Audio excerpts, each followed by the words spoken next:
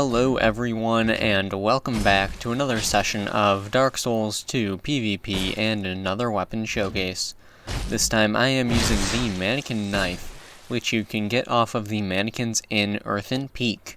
Now, this weapon, it is pretty fun. I actually had a really good time using this weapon, and recently on stream I had to use it to fight the Throne Defender and Throne Watcher, which was an interesting experience. Anyway, getting started with the weapon itself, the Manikin knife requires 6 strength and 14 dexterity in order to wield. It has a D scaling in strength and a C scaling in dexterity. The physical base damage of this weapon is 105, and it's a dagger, so of course it's not going to be like 200 or 300 or anything crazy like that. The attack rating of the dagger, of the Manikin knife, it is 222 with a ring of blades plus 2. So that's really not great, but again, it is a dagger. It's not the highest, most damaging dagger, it's not the lowest, it's right in the middle, and I'm okay with that. The counter strength of the weapon. This weapon has one of the higher counter strengths in the game. It's got a counter strength of 150. The poise damage is 10 per hit, which, that's really not great at all, but of course, again, it is a dagger, what do you expect? And the weight is 1 unit, right where it should be. So, this weapon, it was a really fun weapon to use. I had a really good time using it.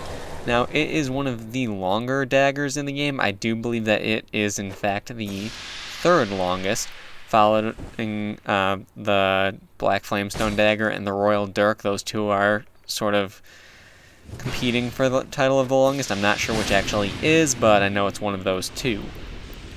So, this is 3rd under them. Which is, it's a good thing. It's a long dagger. You can't really go wrong with that. It makes it very easy to use as far as, using it as a main weapon. It makes it a lot easier than, say, a normal dagger because it's longer. It makes it, easier to hit with. It makes sense, right? I would have to say that the biggest pro of this weapon, like all daggers, well, I can't even say all because of Mithra's Bent Blade, although, anyway, the biggest pro of this dagger would definitely be, without a doubt, its critical damage. Most daggers have stupidly high critical damage. I don't know why I ate a poison moss there. And that critical damage is what you really want to be using if you're planning to use a dagger as your main weapon. A lot of people, of course, due to the dagger's light weight, will switch to a dagger of some kind. Usually it's a shadow dagger or the standard dagger. The Manikin knife doesn't deal as much damage as either of those due to the fact that it doesn't have as high of an attack rating, but, it's longer, it does have other uses, and is good to pull out just to throw people off because it's got longer reach, and people won't necessarily expect you to pull out a dagger and actually use it for something other than backstab fishing, so that's always a good thing. But yes, the damage output on its criticals is without a doubt the biggest pro of the weapon. I hit easily 1500 damage on a critical, so it's kind of something that you don't want to really be hit with. Other than that, the fact that this is the 3rd longest dagger in the game would definitely be a considerable pro, and that's pretty much it as far as the pros are concerned, to be quite honest.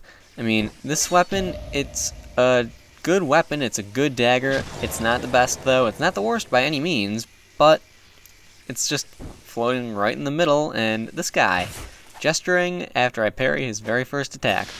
Talk about being a little bit cocky, right? Anyway, felt good to have this fight go as well as it did, to be honest. Felt really good. Anyway, biggest con of this weapon, I would definitely have to say that the biggest con of the weapon would be the fact that its damage output, really, in comparison to the other daggers, the more damaging ones, is quite a bit lower. With the Shadow Dagger and with the normal dagger, actually, I've gotten an attack rating of right around 280. So that's kind of saying a bit. I mean, those have about 60 more damage, which in the long run will end up being quite a bit if you do get a critical. I mean, that 60 damage really changes. Also, another pro I forgot to mention would be the counter strength. If you do wear the old Leo ring and you are going for counters, you'll hit some pretty decent numbers. I mean, it won't be 400s or 500s, you'll be able to hit some low 300s though, which is always a good thing. That can always throw people off, and I like that. Cons of the weapon though, you know, it's a dagger. That's what it always comes back down to. It's not the best dagger, and that's really the only bad thing it's got going for it. It doesn't have the damage output, but it does have everything else that a dagger should have. It's light, it's got a great counter strength, it does amazing on its criticals, and, you know, what more can you ask for from a weapon that's pretty much meant to be used for criticals? I really can't say anything else about it that's bad, because, of course, it's a dagger. You gotta keep that in mind.